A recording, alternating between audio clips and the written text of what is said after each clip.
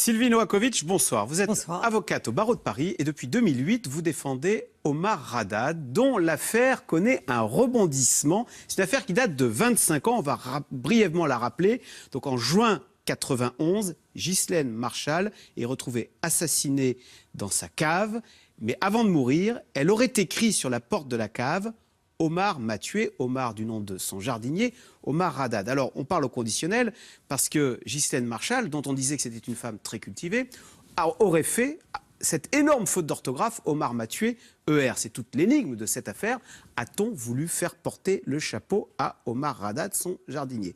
Alors, Sylvie Novakovic, vous nous parlez d'un rebondissement dans cette affaire, 25 ans après le meurtre de Ghislaine Marchal. Quel est ce rebondissement? Le rebondissement, c'est que les 4 ADN masculins mélangés au sang de la victime ont été clairement identifiés par le laboratoire scientifique. Parce que sur la porte où il y a écrit Omar m'a tué, on a retrouvé 4 ADN masculins. Complètement. Il y a 4 ADN masculins qui ont été retrouvés. Alors déjà en 2000 lors du procès en révision, il y avait 2 ADN, dont un au moins d'origine masculine qui a été retrouvé. Et puis j'ai effectivement sollicité le garde des Sceaux, puis ensuite il y a eu la nouvelle loi du 20 juin 2014 qui est apparue, et j'ai pu faire une demande d'acte auprès du procureur. Et là, on a le laboratoire scientifique qui a révélé avec les progrès scientifiques qu'il y avait 4 ADN masculins. Donc ça c'est très important. Qu'a fait le procureur tout de suite? Eh bien de dire, voilà, c'est simple, votre client Omar Haddad doit se plier effectivement à cette nouvelle comparaison, puisque maintenant on a des progrès et des nouveaux ADN.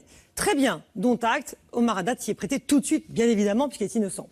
Donc, il s'est avéré. Mais voilà. Je vous l'affirme, mais c'est une évidence. Voilà. Mais il a été condamné, on rappelle, il a été condamné en 1994. Oui, il a été condamné, mais enfin, il n'y a pas eu d'appel, il n'y a pas eu loi du 15 juin 2000, il n'y a pas eu Donc, on a comparé 4 ADN masculins. Est-ce qu'il y avait l'ADN de Omar Haddad? Alors, il n'y avait pas, bien sûr, l'ADN de Omar Haddad. D'accord. Alors, il faut savoir qu'il faisait très chaud dans cette salle, c'est la chaufferie. Donc, forcément, il aurait dû laisser son ADN s'il avait été présent. Il n'y a pas son ADN. Et en revanche, dernier élément nouveau, le plus récent, c'est que l'un des ADN est au fichier national des empreintes génétiques. Alors, ça veut dire quoi? Ça veut dire que c'est une personne qui est mise en cause ou a été condamnée. Et d'après un journaliste de RTL... Ce que vous voulez dire, c'est, attendez, qui a été condamné dans une autre affaire. Donc parmi les 4 ADN, pour faire simple, il y a un repris de justice. Ce qui tendrait à prouver que et c'est pas Omar Haddad. Alors, ce qui tendrait à prouver que c'est peut-être lui l'assassin de Ghislaine Marchal. Faisons simple, oui, vous avez parfaitement raison, bravo, oui effectivement, c'est forcément à mon sens. En tout cas, c'est quelqu'un qui est soit impliqué, soit l'assassin, mais s'il est au FNAG, c'est qu'il est concerné par FNAG, c'est ce fichier national des empreintes génétiques. Le fameux fichier. Et Omar Haddad n'a pas son ADN dans cette pièce. Donc, alors, il n'y a pas l'ADN d'Omar Haddad, il y a l'ADN d'un truand. Qui est-il, ce truand? Est-ce qu'on connaît son nom? Est-ce qu'il est toujours vivant? Et est-ce qu'on est sûr que ce soit lui qui ait tué Ghislaine Marchal en 91? J'espérais avoir la réponse ce soir. Du nom de ce truand? Du nom de ce truand, du nom de cette personne. On devait avoir une réponse du procureur. Ce sera peut-être tout à l'heure, peut-être dans une heure, peut-être demain. Mais dans les jours qui viennent, en tout cas, nous allons avoir la réponse. Il y a un nom qui va sortir. Un nom va sortir. Il y a l'ADN de ce monsieur sur la porte de Ghislaine Marchal. Voilà, et j'attends ce nom, avec impatience. Et dès qu'on aura le nom, est-ce qu'on pourra affirmer, oui, c'est lui l'assassin de Ghislaine Marchal?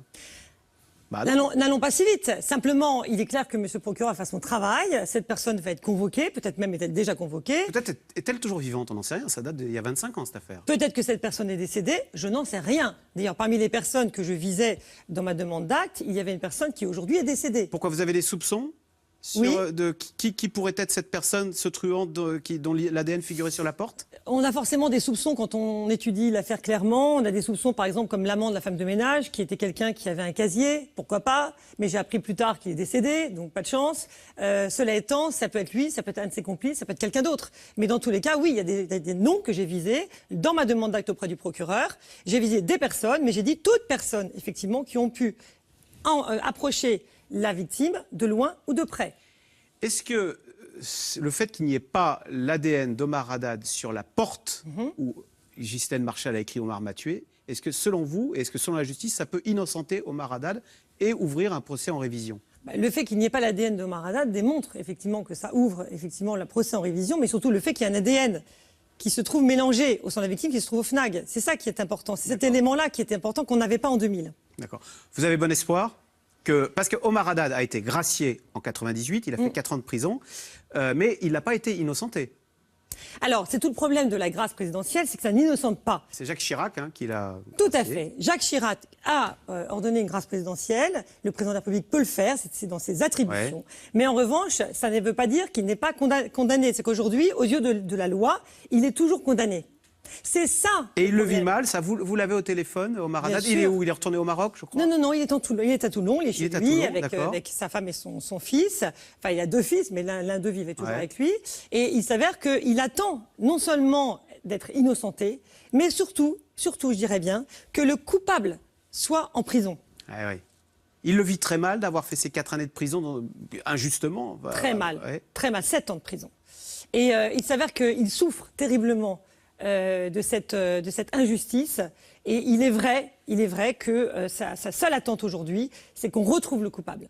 Il a été gracié par Jacques Chirac. Pourquoi? Est-ce que c'est parce que le président avait des doutes sur la tenue de ce procès, la bonne tenue de ce procès, ou est-ce que c'est on a dit que c'était sous la pression aussi du roi du Maroc? Alors la pression, moi je pense pas. Moi je pense que de toute façon c'est un dossier qui est scandaleux. Moi, je le dis, scandaleux. En tant qu'avocate, j'exerce depuis près de 28 ans et je suis scandalisée par toutes les inepties juridiques de cette affaire.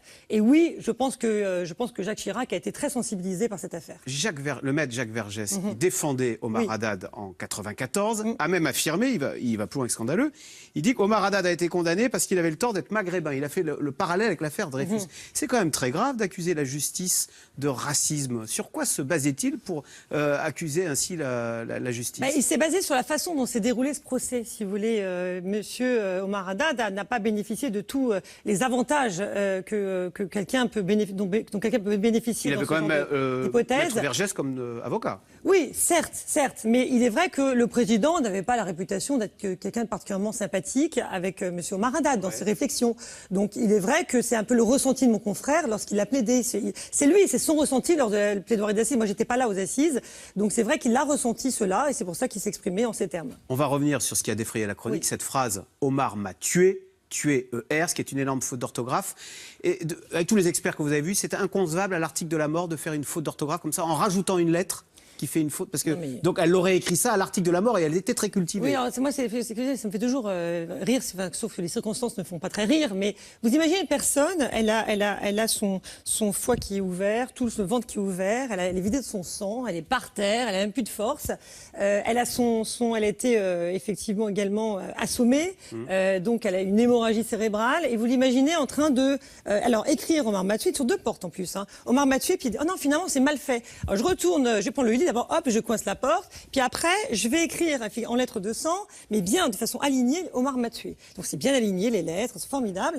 Donc c'est ridicule. Et franchement, je trouve ça ridicule. Un R, ce qui traduit une faute d'orthographe. Voilà. Et bien, je vais mettre un R, comme ça on va dire que c'est bien moi. Enfin, c'est stupide. Et ça, alors, sur quel élément ça résiste pas à l'examen. Sur quel élément a-t-on condamné Omar Haddad?